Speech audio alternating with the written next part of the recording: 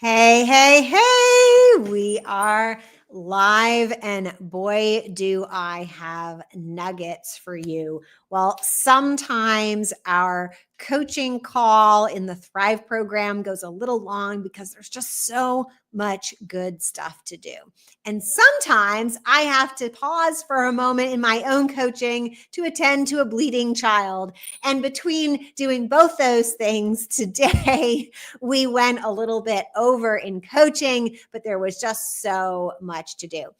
I'm Sarah Olivieri. I help nonprofit leaders run their organizations so they can make a bigger impact while having more time and more joy and more brain space to do what matters most. And if you would like to get tips like I'm about to give you today in your email box, follow the link in the description to sign up. Now, I go live every Wednesday after the Thrive program group coaching call to share some of the things that we talked about in that call with you. And today I've got 3 really powerful, super juicy nuggets that came out. Now, we were working in a lot of context today. So if you're like, oh my God, I just want more, I want to dig in, I need more information, let's talk about you and the Thrive program. And you can do that at pivotground.com/application. So what are today's nuggets? First of all, today was super tactical. We were into the nitty gritty of how do you actually start making your deals. And today's clients who are on the call are advanced thrivers, meaning they have managed their basic systems and processes about running their organizations. They're building the teams that they need to support doing more work without it taking more time. And both of them, who we're really going deep with today, had the time on their hands to be able to invest in leveling up their one-on-one communication strategies and their marketing strategies to start using some marketing automation. So if you're not there yet, that's okay. But I just wanted to put that little disclaimer warning that these tactical nuggets are coming from leaders who have already done the work to be ready to be implementing at this level. So nugget number 1 is about pipeline management. So whether you're managing bringing in major gifts from major donors versus marketing automation, where you might be taking a new email list subscriber and sending a series of emails to them that are semi-customized, right? They might say, Dear Bob, or whatever the person's name is, and you're taking them through a series of emails, or maybe they've just become a donor and you're giving them a series of emails to warm them up and to get them to make their second donation. So there's a lot of times people are thinking, oh, well, I just need like one tool like MailChimp, but actually these are 2 separate processes that need 2 types of tools. So as everybody loves a good tool recommendation, what I can tell you is for pipeline management, where we are really kind of have a specific goal that we want somebody to do, and we're having that level of one-on-one communication, emails back and forth, maybe we're scheduling meetings, maybe we're doing some planning together. You want to use a tool that's designed to do that. My favorite tool to use is Cloze, Cloze. I'll put a link in the comments later. Because Cloze does pipeline management, but it integrates, it becomes your email inbox, right? So you don't have to switch between a pipeline management tool and an email tool, which for me is just too much. I got to keep it kind of simple. The other type of tool we're talking about is an email marketing tool. This is a tool that will send out a single broadcast to your entire list, or what they call drip, a series of emails in a timed fashion or triggered by something to a contact who's taken a certain action.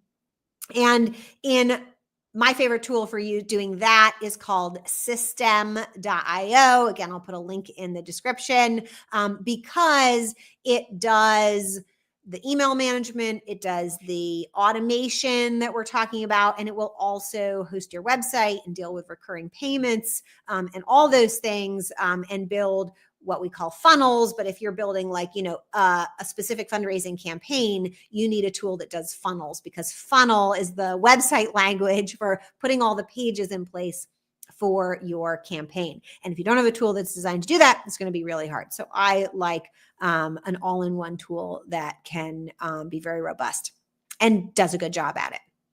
My third nugget for you today, we have so many nuggets today. We were getting into the specifics. No, that was nugget number one. Nugget number two is about emails, right? So whether or not you're working through taking people through a pipeline process or you're doing this marketing automation, you're going to be drafting emails for people. And the question came up was, do I need to be concerned if the email is really long? Well, the answer is no, but with this condition. So you're going to have a group of readers who are not readers, and they're going to skim your email. And then you have a group of people who are readers and are going to read everything. And then sometimes those skimmers, if you've structured your email right, will go back and read a few chunks of it. And maybe they'll end up reading the whole thing if it's really engaging.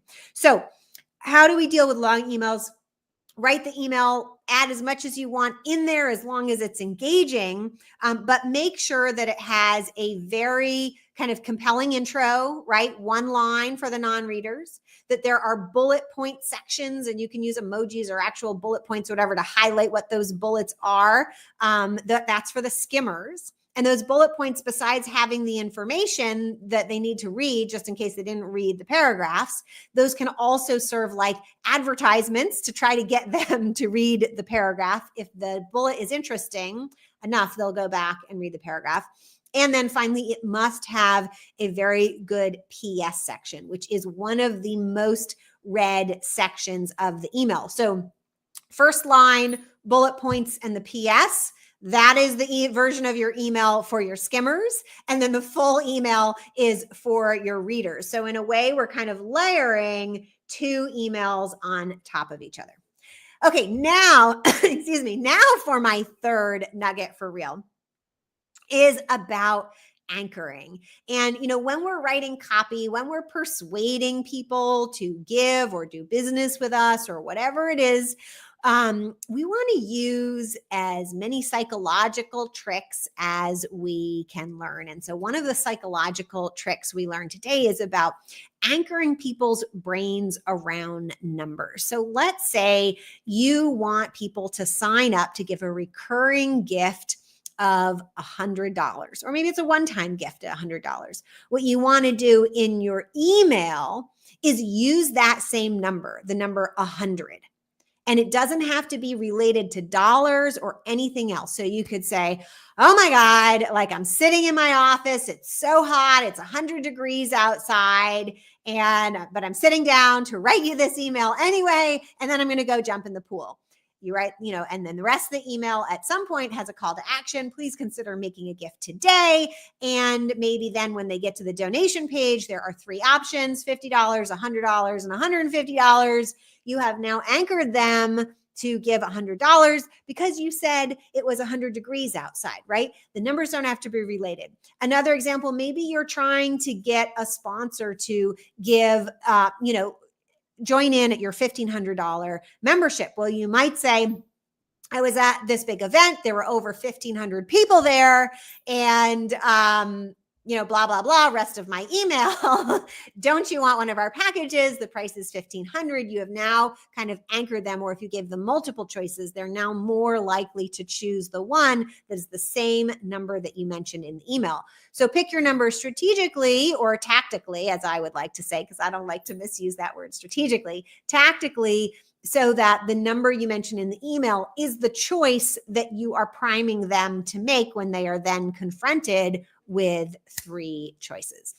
Those are your nuggets today. As I said, highly, highly tactical for those of you who have already mastered running your organization smoothly. If you are still playing whack-a-mole, if it's not one thing that's so hard, but it's getting them all done that is so hard, you are not ready for these tactical steps. You need to work on, mastering the thing as a whole and being able to have brain space and extra extra time and take risks and experiment and start building out these sophisticated automations. If that's you, you're not ready for tactical, you are in need of the Thrive program. And you can learn more at pivotground.com/application. Otherwise, if you want more of these nuggets in your inbox, don't forget to sign up using the link in the description, and I will see